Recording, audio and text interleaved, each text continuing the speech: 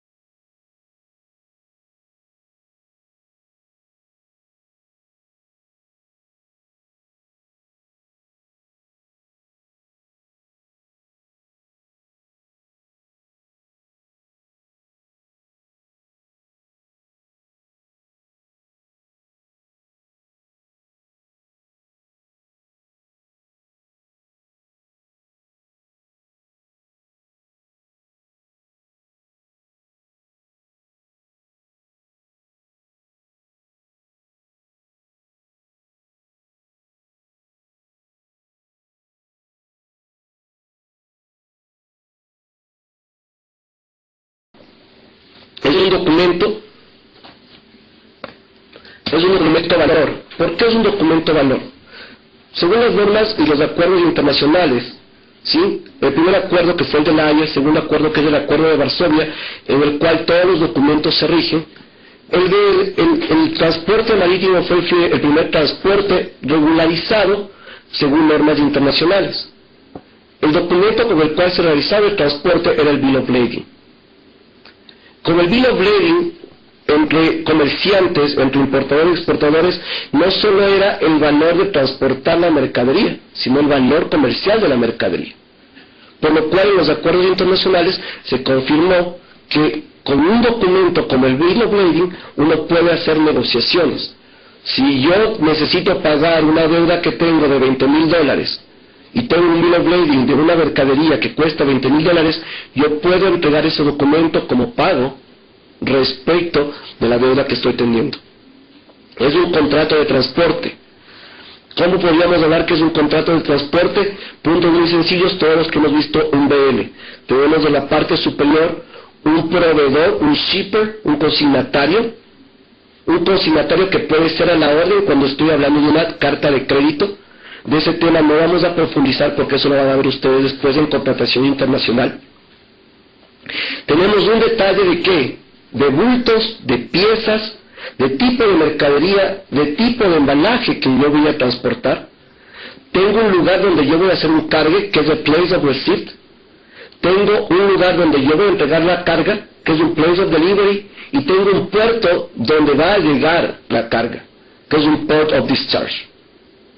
En la parte inferior tenemos la fecha en la que yo estoy firmando el contrato, el monto que tengo yo para pagar en cuanto a todo lo referente al transporte por este medio marítimo.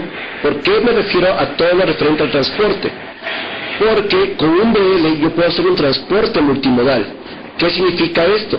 Yo puedo cargar en la planta de un proveedor en una ciudad desde el interior, puedo hacer un trayecto de transporte hasta un puerto y subirlo. Todos esos valores van inscritos dentro del BL. ¿Sí? ¿Qué es lo que más tenemos? Tenemos la fecha de emisión, tenemos cómo va a ser pagado, ¿sí? Si va a ser pagado la orden, los términos de negociación, en el tema si es un puerto a puerto, puerta a puerta, puerta a puerto. Tenemos si es un embarque prepagado o al cobro, ¿sí? Todo eso era la parte frontal del BL. En la parte posterior tenemos lo que es la letra pequeña. ¿Qué es lo que te dice la letra pequeña? Te dice las responsabilidades de quiénes, del proveedor, del consignatario y del emisor del BL. ¿Quiénes son las empresas autorizadas de emitir BLs? Son las líneas navieras, y ojo, no nos confundamos con agencias navieras. Líneas navieras son las líneas que tienen los buques propios, ¿sí? Son lo que se llaman los NVOCC. ¿Qué es un NVOCC? Es una empresa que puede operar transporte marítimo, pero que no necesariamente tiene un buque o un contenedor propio. La traducción de NVOCC es Non-Vessel Operator Common Carrier.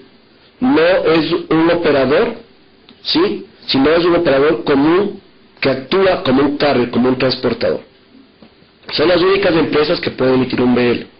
¿Qué más nos dice la parte posterior del BL? Nos dice la responsabilidad que tiene la empresa de transporte respecto de la carga. ¿A qué se refiere en este caso la empresa de transporte respecto de la carga como tal? Punto muy importante. En los acuerdos internacionales había... ¿Por qué lo vieron este punto del tema del BL como algo realmente interesante e importante?